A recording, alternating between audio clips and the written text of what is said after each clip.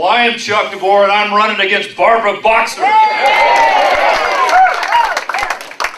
This is my 300th campaign event since starting this long campaign process.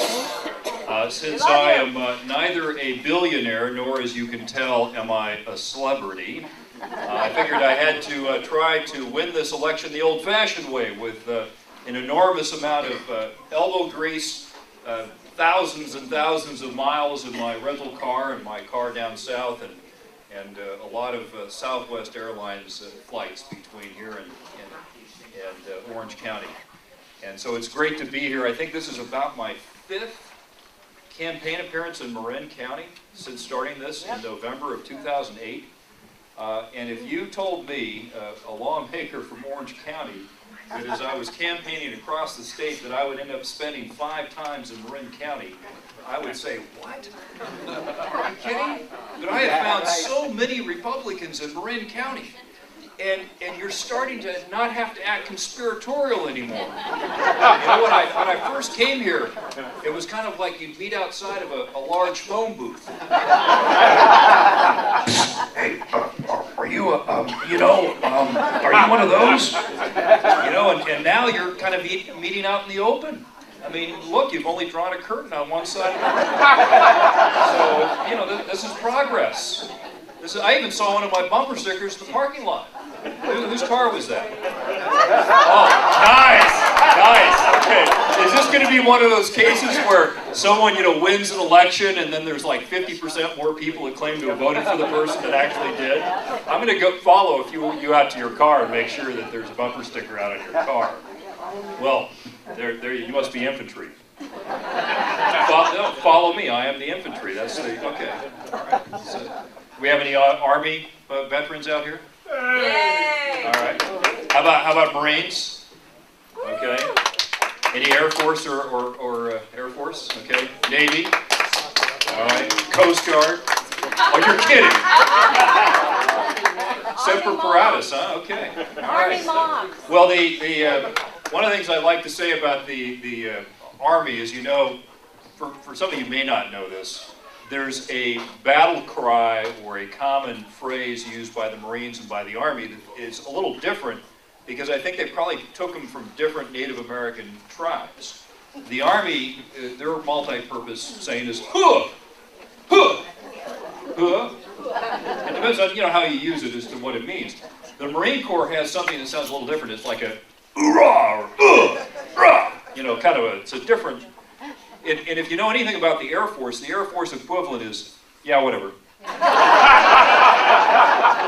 So, there's pretty big distinctions between the services. I like to say I'm bilingual because as an Army guy, I'm around all these Marine individuals in Orange County. They think they run the place, and so I've had to adapt and learn the way the Marines speak. So glad for all of the service members in here. I guess this is a Republican crowd. You got a lot of patriotic veterans in here. Well, I am, as I said before, delighted to be here because so much is at stake this election cycle. And we have a lot of ground to make up, and frankly, we have a lot of ground to make up because of a lot of errors that we ourselves inflicted upon our own brand, upon the nation, and frankly on future generations. And what I'm speaking of is the increase in the size of government that happened not only under our former president's watch, but under our current governor. And yes, our governor is a Republican.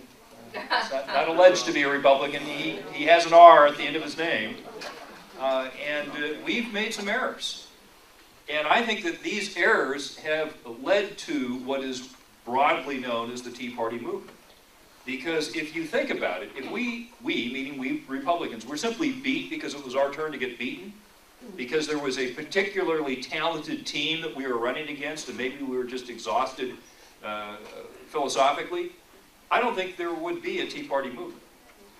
But because not only were we beaten, but we were beaten because we started to act too much like Democrat light, such that a lot of folks that expected us to be the adults in the room and exercise a certain amount of fiscal restraint, a lot of those people have justifiably become skeptical of the Republican Party. And that's why we see this really remarkable decentralized movement with no one particular leader all over the country, with a lot of different groups here in California, some of which are cooperating with each other, some of which are rivals of each other. But what I've found in group after group after group that I've been to, by the way, contrary to the myth that the major media likes to build up about who these Tea Party people are, with all the kooky things that they ascribe to them that they care about, if you actually talk to the people at these rallies, what do you find? Well, you find two common themes. Number one, they're concerned about this growth in government fueled by debt, much of it money borrowed from China. And number two, they're concerned about basic constitutional principles. And that's about it. And that's pretty good by me, because that's pretty much where we need to get back on track, those two basics. And so it seems to me that as a longtime Republican and a conservative, speaking to a group of Republicans, that our challenge and our opportunity is how is it that we can be true to our principles, recruit people, elect people, and then live by those principles consistently, govern by those principles, so that once again we can constitute a governing majority not only in California but in America. That's the challenge. Because a Tea Party movement as it exists today, I don't think it's a sustainable phenomenon. Not over the years it's going to take for us to fix this country and to fix California.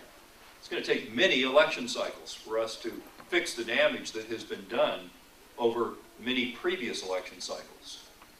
So that's the opportunity, that's the challenge.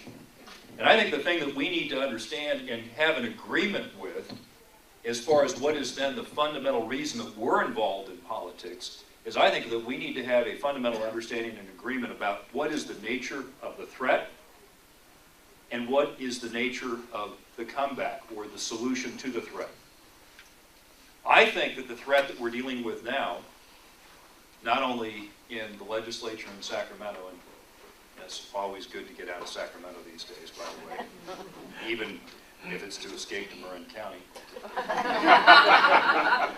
If you look at the nature of the threat in both Sacramento and in Washington, D.C., I think that the threat can be characterized as that of the progressive left, or status, if you want to use another term for them. And we've had these individuals around for a long time in America. This is not a new phenomenon. They really came on the scene about the 1880s, concentrated in a university known as Princeton. I'm not going to ask if there's any Princeton grads here. Under the leadership of then Princeton President Woodrow Wilson. Yes, that Woodrow Wilson. And these individuals, these professors in political science, learned their philosophy in Germany largely, studying philosophers like Hegel, and they had a powerful critique of America and its founding. They believed that the American Constitution was an obsolete document. They said so. This is not hyperbole, this isn't rumor. They actually wrote this.